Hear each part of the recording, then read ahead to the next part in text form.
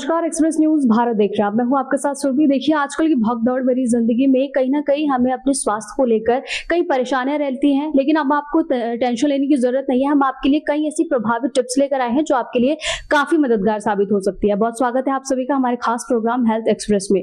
देखिए, आज हम हेल्थ एक्सप्रेस में बात करने वाले हैं एक ऐसे हेल्थ इश्यू को लेकर जो कहीं ना कहीं हमारे शरीर को लेकर, छोटे से लेकर बड़े ऐसे व्यक्ति हैं जो उसको कहीं ना कहीं प्रभावी बहुत ज्यादा होता है। इसमें चाहे बुजुर्ग हो जाए, चाहे बड़ा हो जाए, चाहे छोटा बच्चा हो जाए, वो कहीं ना कहीं वो इसको लेकर बहुत ज्यादा प्रभावी होता है। आज हम बात करने वाले हैं डायबिटीज को लेकर, जहां पे कई लोग इसको शुगर कहते हैं, कई लोग उसको मधुमेह कहते हैं, ऐसे कई तरह के इसके नाम प्रचलित है। हालांकि डायबिटीज एक ऐसी बीमारी साबित हो गई है, अगर हम बात करें भारत में जो मौतों का आंकड़ा सामने आया है, अगर उससे अलग देखा जाए तो 2/3 मौतें डायबिटीज को लेकर हुई है। जो जिसको डायबिटीज है उसको लेकर 2/3 लोगों की मौतें हो चुकी है।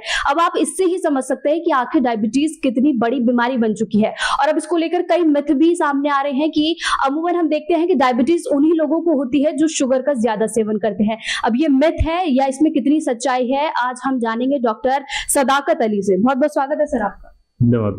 देखिए सर, सबसे पहला सवाल मेरा आपसे यही है कि आखिर डायबिटीज क्या है और इसके कितने टाइप्स होते हैं? बेसिकली डायबिटीज जो आपने बोला कि अपनी बात में कि डायबिटीज एक बीमारी है, हम लोग इसको बीमारी नहीं मानते। हम लोग मानते हैं कि ये एक डिसऑर्डर है जो कि ग्लूकोज मेटाबॉलिज्म से रिलेटेड है। जो आपकी बॉडी के अंदर एक पेनक्रियाज नाम की एक ग्रंथि होती है जहाँ से इंसुलिन का, उसके अंदर एक बीटा सेल्स होती है जहाँ से इंसुलिन का प्रोडक्शन होता है। बाय द टाइम ये किसी बीमारी की वजह से या जेनेटिकली कंजेनिटल वजह से या ओबेसिटीज की वजह से या कोई और इन्फेक्शन हो जाता है, उसके अंदर अगर बीटा सेल्स का डिस्ट्रक्शन अगर हो जाता है तो उसके अंदर इंसुलिन का प्रोडक्शन अगर बॉडी के अंदर कम होने लगता है तो ये डायबिटीज हो जाती है। इसको हम टाइप 2 डायबिटीज बोलते हैं। दूसरा, जो इंसुलिन का बॉडी के अंदर जो इंसुलिन रिसेप्टर्स होते हैं उनका अगर रेजिस्टेंस हो जाता है, वहाँ पर इंसुलिन जो का मोलिक्यूल होता है उसकी अगर बाइंडिंग नहीं हो पाती है, बाइंड नहीं कर पाता है, तो ब्लड ग्लूकोज बढ़ने लगता है, तो उसको भी फिर हम डायबिटीज का नाम दे देते हैं। देखिए, एक डायबिटीज को लेकर एक कई मिथ ऐसे सामने आए हैं, कई ऐसी भ्रांतियां हैं जो मौजूद है। देखिए, एक कॉमन मिथ है जो डायबिटीज को लेकर, वो ये है कि अमूमन हम देखते हैं कि डायबिटीज उन व्यक्ति को होती है जो ज्यादा शुगर का सेवन करते हैं अपनी नॉर्मल डाइट को लेकर। क्या ये मिथ है या फिर ये भ्रांतियां ही मौजूद है, इसमें कुछ भी सच्चाई है? इसको आप मिथ भी कह सकते हैं, भ्रांति भी कह सकते हैं, कुछ हद तक सच्चाई भी इसलिए कह सकते हैं कि अगर कोई शुगर कंटेंट ज़्यादा लेता है, उसकी कैलोरी वैल्यू ज़्यादा होती है, या फिर वो एब्सोल्यूट शुगर ज़्यादा लेता है, जैसे लोग बोलते हैं कि चीनी खाने से, मिठाई खाने से शुगर हो जाती है, वो उसकी अगर कैलोरी को वो अगर बर्न आउट कर पा रहा है, उतना काम कर पा रहा है, उसे कंज्यूम कर ले रहा है, तो फिर उसका डायबिटीज से कोई रिलेशन नहीं है। लेकिन अगर उसकी कैलोरी एक्सपेंडिचर जो है वो कम है, उसकी जो वर्किंग स्टाइल है सेडेंटरी है, वो उतना जितना इंटेक ले रहा है शुगर का उतना बर्न नहीं कर पा रहा है, तो वो ब्लड के अंदर जाएगी और वो जो उसका शुगर स्पाइक्स आएंगे, ब्लड शुगर बढ़ जाएगी, तो उसके रेस्पॉन्स में वो मैसेज पेनक्रियाज के पास जाता है कि ज़्यादा इंसुलिन प्रोडक्शन के लिए, तो आपकी बॉडी के अंदर कांस्टेंट इंसुलिन की डिमांड इंक्रीज हो जाती है, जिसकी वजह से धीरे धीरे बीटा सेल्स डैमेज होने लगते हैं। और एक टाइम वो आता है कि भी शुगर जितनी शुगर बढ़ती है उसको कंपनसेट करने के लिए उतना इंसुलिन का प्रोडक्शन नहीं हो पाता है, तो फिर वो कंटिन्यू शुगर बॉडी के अंदर बढ़ने लगती है, तो उसी को हम फिर डायबिटीज का नाम दे देते हैं। देखिए, अब सर मेरा सवाल यह है कि आखिर एक डायबिटीज जो पेशेंट होता है उसको किस तरह का अपने डाइट को फॉलो करना चाहिए, किस तरह के उसे अपने खाद्य पदार्थ अपनी डाइट में शामिल करने चाहिए? जो डायबिटीज पेशेंट्स हैं उनको हम लोग यही एडवाइस देते हैं कि आपको डायरेक्ट शुगर नहीं लेनी चाहिए, जिससे कि आपकी बॉडी के अंदर शुगर स्पाइक्स आए, या ऐसे खाने जिनका ग्लाइसेमिक इंडेक्स ज़्यादा होता है, जैसे जो जमीन से नीचे उगने वाले जितने भी रूट्स होती हैं, जैसे गाजर है, मूली है, और शकरकंदी होती है, शलजम होते हैं, आलू होते हैं, तो इनका जो ग्लाइसेमिक इंडेक्स ज़्यादा होता है, इनकी कार्बोहाइड्रेट इसमें ज़्यादा होते हैं, तो इसलिए इनको हम मना करते हैं या बोलते हैं कि इन चीज़ों का आप कम इस्तेमाल करो इनका।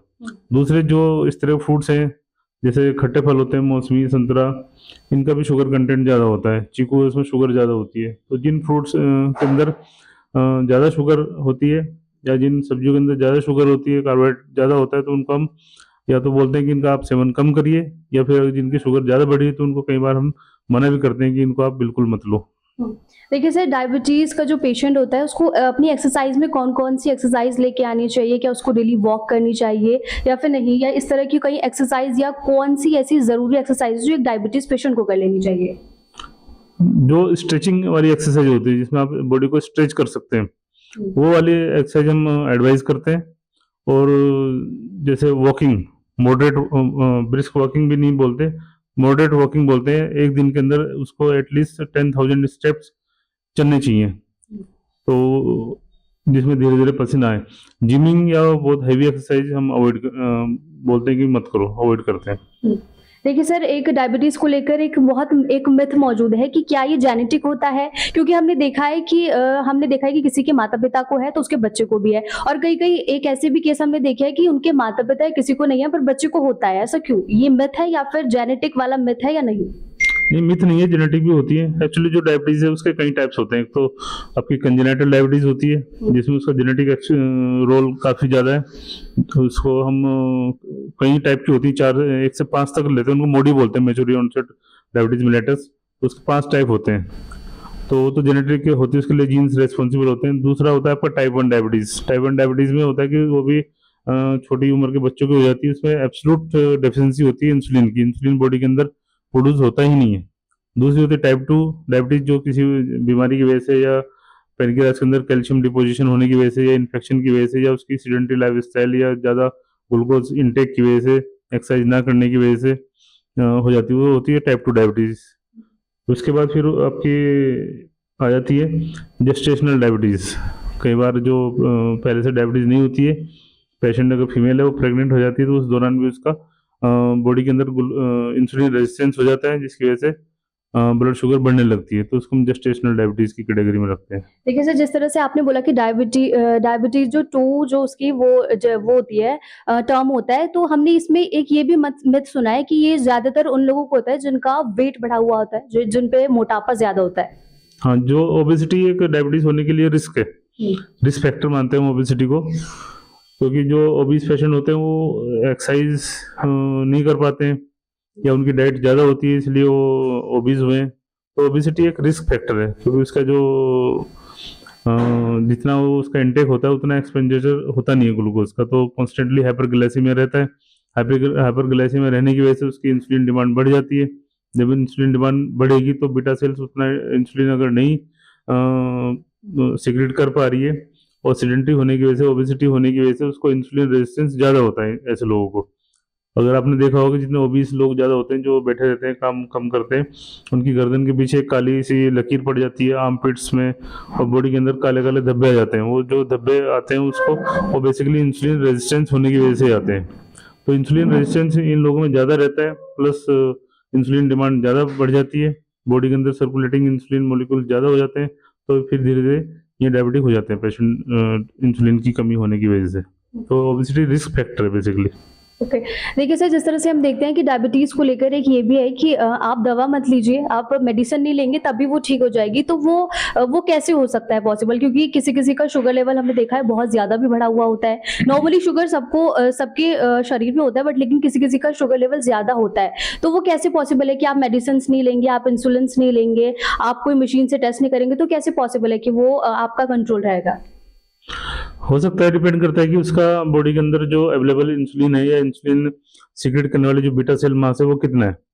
अगर वो अपनी डाइटरी और लाइफस्टाइल को चेंज करेगा तो बिना दवाई के या कम दवाई के साथ भी शुगर आसानी से कंट्रोल हो जाएगी। अगर वो अपना जो इंटेक आउटपुट को, जो कैलोरी का इंटेक आउटपुट है, उसको बैलेंस करके रखता है, और ऐसे खाद्य पदार्थों का सेवन करता है जिनका ग्लाइसेमिक इंडेक्स बहुत कम होता है। जैसे कोई अगर पेशेंट रोटी चावल ही खाना बंद कर दे, खाली सैलेड्स पे ही आ जाए, हरी सब्जियां खाता रहेगा, तो इनका ग्लाइसेमिक इंडेक्स बहुत कम होता है, तो टोटल कैलोरी या ग्लूकोज उसकी बॉडी में जाएगा ही कम, तो उसकी इंसुलिन डिमांड ही बहुत ज़्यादा घट जाएगी।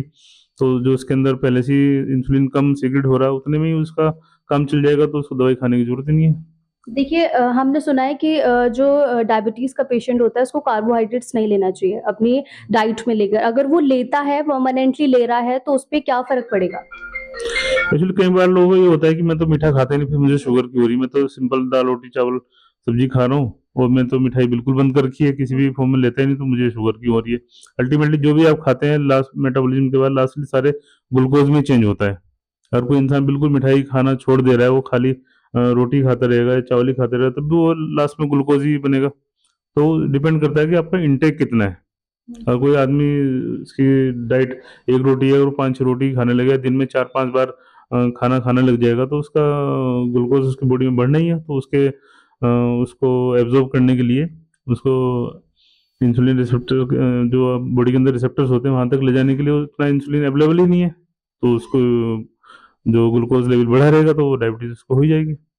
देखिए सर, जिस तरह से आपने बताया कि अगर कोई कोई नॉर्मली अपनी डाइट में शामिल कर रहा है कि वो प्रॉपर्ली अपनी डाइट ले रहा है, बट उसकी शुगर फिर भी कंट्रोल नहीं हो रही है, फिर भी उसको शुगर का परेशानी हो रही है, तो क्या एक मिथ ये भी है कि शुगर का कोई भी जड़ से खत्म करने का इलाज नहीं है? क्या ये मिथ है या फिर अब इलाज है?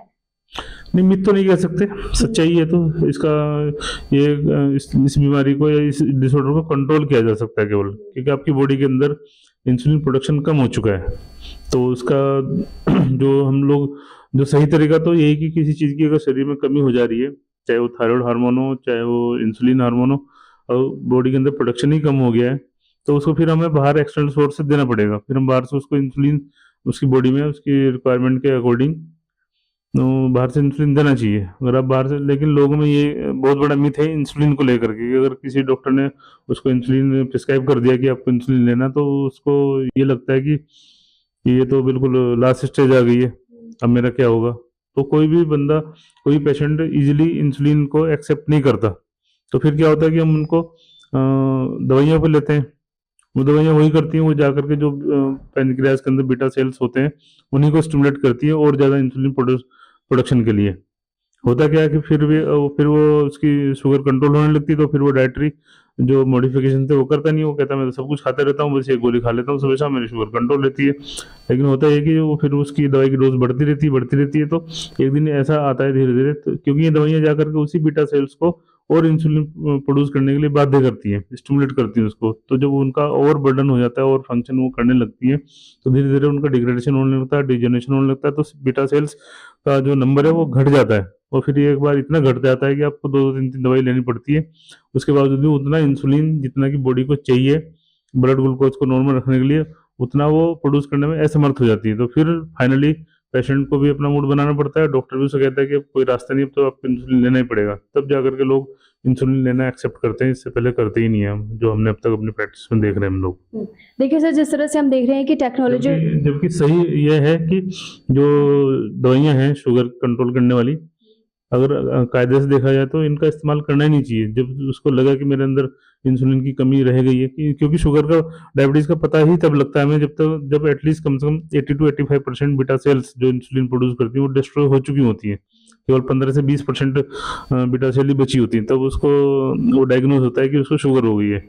अब उसका अगर वो अक्लमंद है तो उसको चाहिए कि जितना उसका बीटा सेल मास बचा है उसको बचा के रखे, और बाहर से इंसुलिन ले उसको डेफिशिएंसी को कंपनसेट करने के लिए, ना कि दवाई खा खा करके उसी बीटा सेल मास को जबरदस्ती स्टिमुलेट करेगी और इंसुलिन प्रोड्यूस करो आप। तो फिर वो धीरे धीरे एक कंडीशन ऐसी आती है कि वो दवाइयाँ भी काम करनी बंद कर देती है। तो ये दवाइयाँ धीरे धीरे जो 2-2 3-3 गोलियां खाते रहते हैं, ये टाइप 2 डायबिटीज को धीरे धीरे टाइप 1 में कन्वर्ट कर देती हैं। एक दिन वो आता है कि उसके अंदर एब्सोल्यूट डेफिशिएंसी हो जाती है डायबिटीज उसकी इंसुलिन की, और वो एक तरह से टाइप 1 की तरह ही हो जाता है। फिर उसको 3-3 4-4 टाइम इंसुलिन लेने की जरूरत पड़ती है पेशेंट को फाइनली। देखिए सर, जिस तरह से हम देख रहे हैं कि टेक्नोलॉजीज बढ़ रही हैं, तो उसको लेकर अब चाहे दवाइयों की बात कर लें या फिर टेक्नोलॉजी के हिसाब से उसमें कई चीज़ें हैं, जैसे कि इंसुलिन्स हैं और शुगर टेस्ट करने की कई मशीनें हैं। क्या ये मेंटल हेल्थ पे एक जो मरीज़ है उसकी मेंटल हेल्थ पे किस तरह से प्रभाव डालती हैं? और जिस तरह से हम देखते हैं कि ये जो शुगर मशीन्स होती है ये एक्यूरेट तो नहीं बता पाती है, कहीं ना कहीं बहुत ऊपर नीचे गलत बताती है, तो इसका एक पेशेंट के ऊपर क्या मेंटल हेल्थ पे उसका प्रभाव पड़ता है? इसका बहुत ज़्यादा एडवर्स इफेक्ट मेंटल हेल्थ पर पड़ता है। पहला असर तो उसी दिन पड़ जाता है जिस दिन उसको लगता है कि मुझे डायबिटीज़ हो गई है, तो अब तो मेरी जो बहुत रेस्ट्रिक्शन हो गया, मैं मिठाई नहीं खा पाऊंगा, या कहीं पब्लिक प्लेस में जाऊंगा वहाँ पर चाय ऑर्डर करेंगे तो जैसे ही मैं बोलूँगा कि मुझे फीकी चाय चाहिए तो लोग पूछेंगे अरे तुम्हें शुगर तो नहीं है।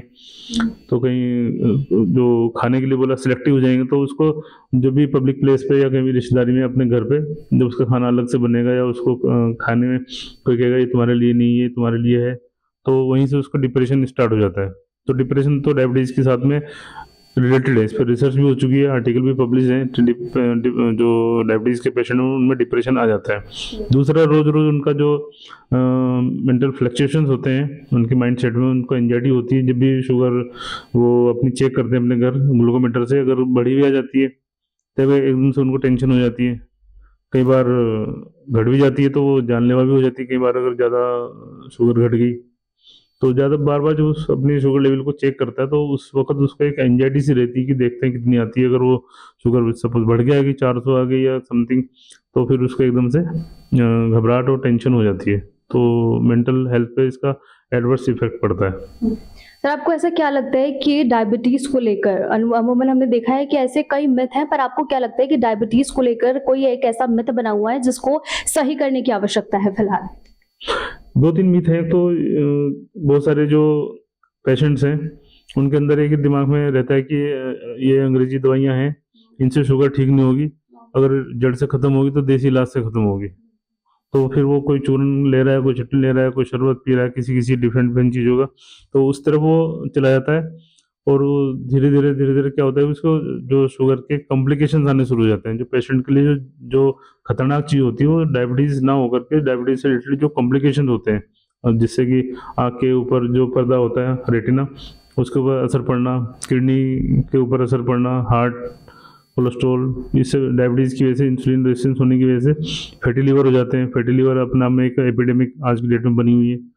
नसों के ऊपर जो तंत्रिका अपना नर्वस सिस्टम के जितने भी पार्ट हैं, चाहे ऑटोनॉमिक नर्वस सिस्टम हो चाहे जो भी, सबके ऊपर ये इफेक्ट डालती है। तो जो पेशेंट के अंदर कॉम्प्लिकेशंस आने लगते हैं और उसको किसी न किसी ऑर्गन फेलियर होने लगता है, कोई दिक्कत, तो वो एलोपैथिक की तरफ ही वापस रुख करता है, लेकिन जब तक काफ़ी अपना वो डैमेज कर चुका होता है। तो एक तो ये मिथ है कि इनसे अंग्रेजी दवाई से ठीक नहीं होते, देसी दवाइयों से ही डायबिटीज जड़ से मिटा जा सकती है। ये हमें एक मिथ लगता है, जबकि हमारे मुताबिक इंसुलिन ही एक मेन सही इलाज है डायबिटीज़ का।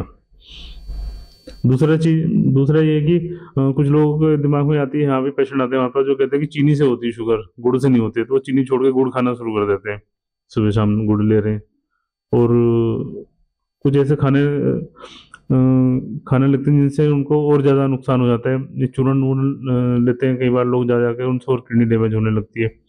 कई बार ऐसे भी सुनने में आता है बीच में, उसमें कितना सच है वो तो चेक करके पता लगेगा कि बहुत सारे डिफरेंट जगह पर ये चूर्ण आ रही है, उसके अंदर जो एलोपैथिक दवाइयाँ उन्हीं को पीस के उनके साथ मिक्स की जाती है, और उनके वहाँ जैसे वो उनको लेना शुरू करते हैं तो उनकी शुगर कंट्रोल होने लगती है। तो उनका और दिमाग में और बढ़ जाता है कि यार देखो, ये देसी दवाई से मेरा शुगर कंट्रोल हो रहा है, और डॉक्टर साहब के पास जा रहा था, वो वहाँ पे कंट्रोल नहीं हो पा रहा था।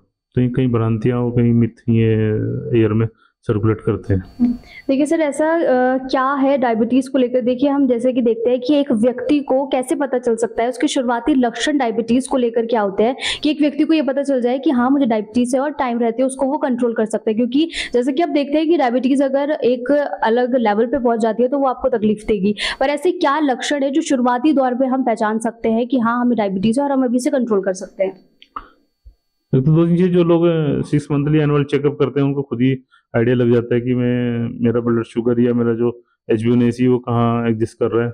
दूसरा है कि जो नॉर्मली जो शुगर के जो लक्षण होते हैं जिनको पेशेंट पहचान सकता है अगर उसको अवेयर हो, तो बार बार प्यास का लगना, पोलिडिप्सिया बोलते हैं इसको, बार बार पेशाब प्यास लगना, गला सूखना, होंठ सूखना, और बार बार पेशाब लगना, पोलियूरिया बोलते हैं इसको, बार बार पेशाब के लिए जाता है पेशेंट। तीसरा पोलीफेजिया, बार बार भूख लग जाती है, बार बार भूख लगती है, फिर गला सूखता है, फिर बार बार पानी पीता है, फिर बार बार पेशाब के लिए जाता है। तो पोलीयूरिया, पोलिडिप्सिया, पोलीफेजिया।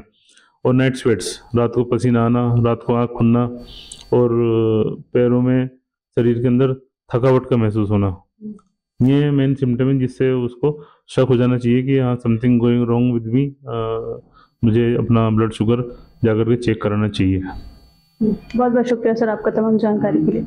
देखिए, हमने अभी इस एपिसोड में बात की डायबिटीज़ को लेकर कि आखिर डायबिटीज़ को आप कैसे मैनेज कर सकते हैं, कैसे आप अपने आप को मेंटेन रख सकते हैं, और क्या क्या खान पान और अपनी डाइट में आप शामिल कर सकते हैं। आपने देखा होगा कि आपको इससे कई मदद मिली होगी। और अब मेरी इस खास चर्चा में फिलहाल इतना ही। हम अगले एपिसोड में मेरे साथ आपके साथ कई मुलाकात होंगी हेल्थ इशू को लेकर। फिलहाल स्वस्थ रहें और सुरक्षित रहें।